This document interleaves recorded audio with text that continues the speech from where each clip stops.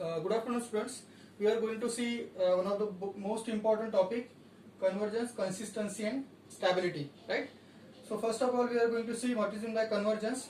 Convergence means a one-step finite difference scheme approximating of partial differential equation is convergent scheme if the solution of finite differential scheme uij converge to ux comma t, any solution of partial differential equation as delta x delta t tends to 0.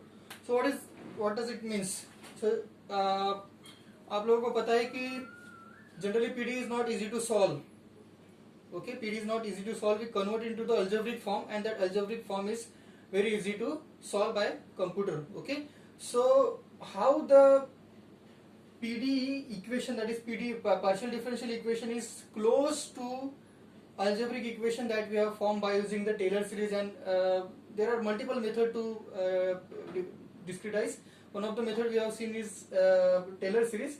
So basically डिस्क्रिटाइज करने के बाद या फिर algebraic form में convert करने के बाद, PD algebraic form में कन्वर्ट करने के बाद वो इक्वेशन कितना क्लोज है पीडी से, मतलब पीडी का जो इक्वेशन है पार्शियल डिफरेंशियल इक्वेशन का, वो अल्जेब्रिक इक्वेशन जो हमने फॉर्म किया है वो उससे कितना क्लोज है. क्लोज मतलब लेट्स से एक सॉल्यूशन आया है 2.93, ये पीडी का सॉल्यूशन है, और 2.81 सॉल्यूशन आया है, तो ये ऑलमोस्ट बहुत क्लोज है. ओके, तो लेट्स से एक आया है 1.69 और 67. Okay, so this kind of solution is not near by two the expected solution of the PDE. Okay, so such kind of solution is known as a not convergent solution. Okay, so convergence means how close our algebraic equation is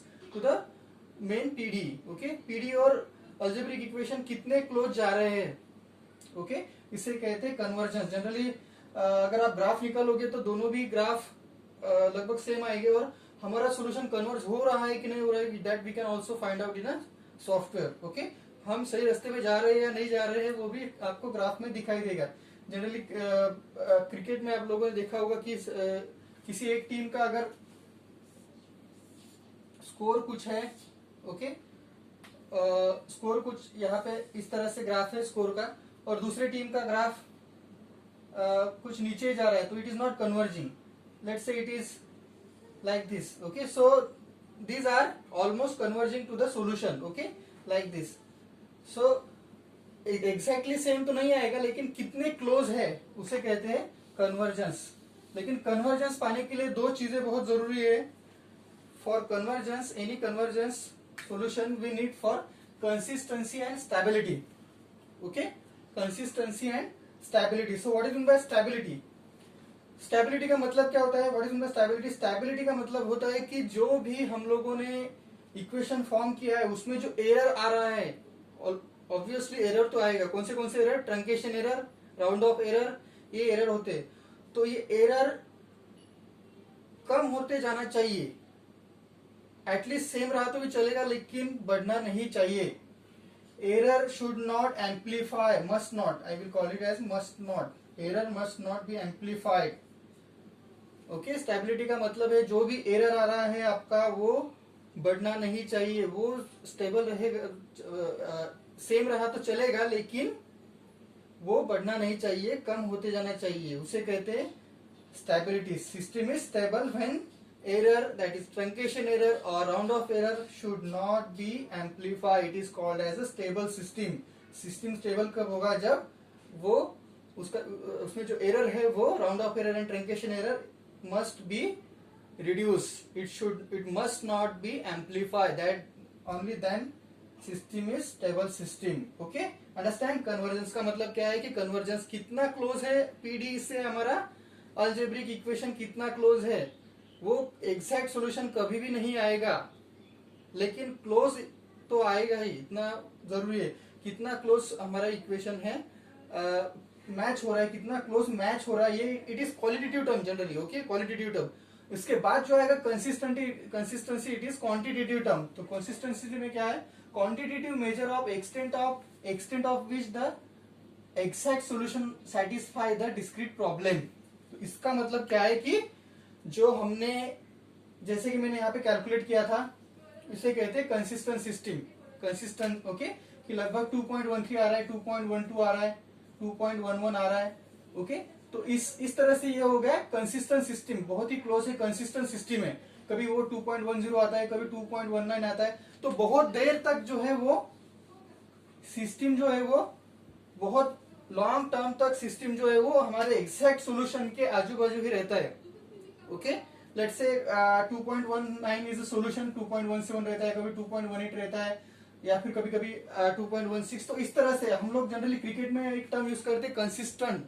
batsman is consistent, मतलब एक लंबे समय के लिए वो batsman बहुत अच्छा score करते जाता है, okay, he is consistent, we call it this particular player is very consistent. Virat Kohli is very consistent for, it means that he plays a very good inning for longer period of time, okay.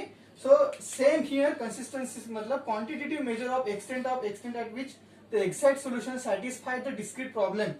exact solution जो है हमारा वो quantitatively, यहाँ पे qualitatively है, ये quantitatively है, okay. So ये कितना qualitatively मैच हो रहा है और ये quantitatively कितना मैच हो रहा है, ये इसे कहते हैं consistency. तो कन्वर्जेंस हम लोगों को कब मिलेगा? कन्वर्जेंस तब मिलेगा जब कंसिस्टेंसी और स्टेबिलिटी दोनों भी क्राइटेरिया हमारे सेटिस्फाई हो जाएंगे, तब सिस्टम जो है वो हमारा कन्वर्ज हो जाएगा, ओके। सिस्टम जो है हमारा कन्वर्ज हो जाएगा।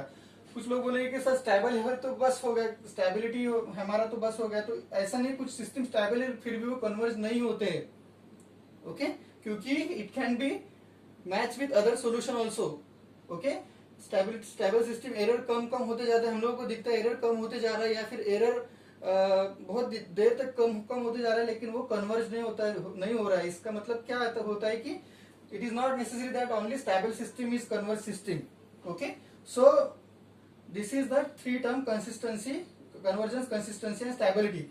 So how should we know that the system is convergence and system is stable? Okay, so first thing is convergence का हम लोग देखेंगे, convergence के बारे में. So convergence के बारे में let's say एक simple equation ले लेंगे. L is equals to del by del t plus a del by del x. L psi is equals to del psi by del t plus a del psi by del x. Okay, psi we take as a general term for the one linear equation. Okay, so let's say we use the forward in space and forward in time scheme. You know very well there are different scheme, forward in space, forward in time. Okay, and combination we can also use forward in space, forward in time. Okay, so let's say this we have take as a forward in space and forward in time. Okay, so पहला जो term है वो तो आपको पता होगा कि ये जो हमने जब स्कीम, ये फार्मूला हमने ऑलरेडी डिराइव किया है. अगर आपको कोई प्रॉब्लम है तो प्रीवियस नोट्स देख लो, उसमें equation we can directly write down. Okay, so we are directly write down as psi I j plus 1 minus psi I j delta t, actually here a,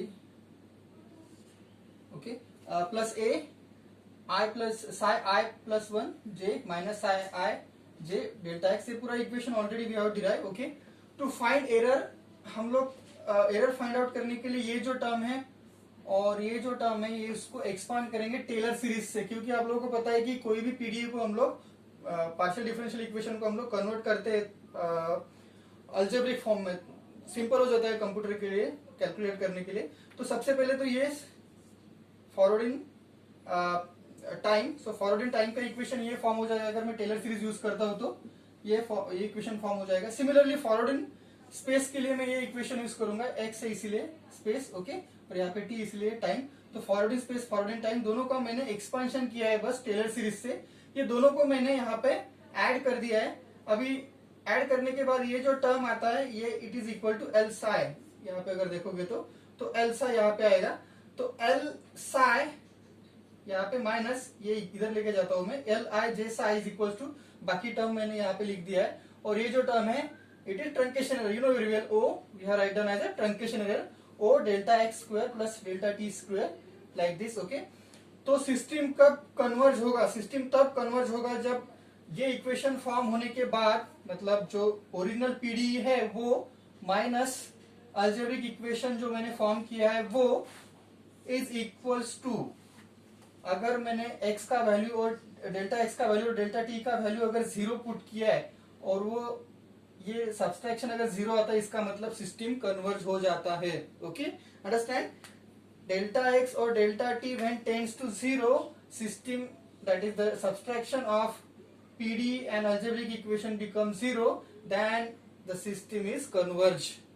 okay, ये इसका criteria है। अगर exam में पूछा गया what is the criteria, write down the equation, then you need to write down this equation. Okay, ये पूरा लिखना पड़ेगा आपको। और जो पीडीए है माइनस अल्जेब्रिक इक्वेशन का जो भी इक्वल टू आता है, जो भी राइट हैंड साइड आता है, उसमें अगर डेल्टा टी और डेल्टा एक्स का वैल्यू आप अगर पुट कर देते हो 0 और वो राइट हैंड साइड पूरा का पूरा अगर 0 आता है, इसका मतलब ये सिस्टम कन्वर्ज हो जाता है।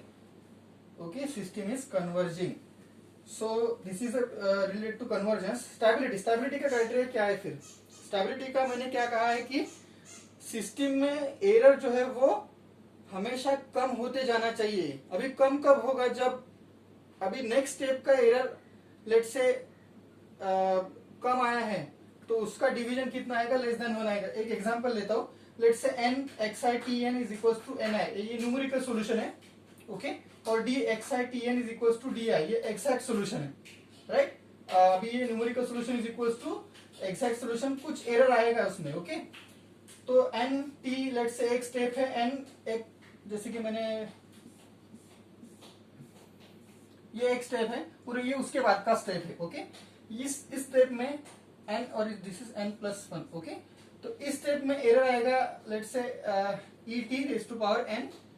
Okay, n t is equal to D T plus E T raise to power n। Okay, और सिमिलरली यहाँ पे e t n t is equal to D T, that is numerical error is equal to exact error, sorry numerical solution is equal to exact solution plus some error. Okay, तो ये n plus 1 का ये error रहेगा, ये n step का error रहेगा। तो ये एरर डिवाइडेड बाय इस स्टेप का एरर डिवाइडेड बाय इस स्टेप का एरर, अगर आप उसको डिवाइड करते हो और वो लेस देन 1 आएगा तो सिस्टम स्टेबल कही जाएंगी। बट ऑब्वियस है कि लेट से यहाँ पे एरर आएगा 1 और यहाँ पे एरर आएगा 2, तो ये एरर बढ़ते जा रहा है। Okay, so 2 by 1 it is greater than 1। Okay, so it is not stable system. Let say यहाँ पे एरर 2 है और यहाँ पे 1 है, तो इट इज 1 by 2।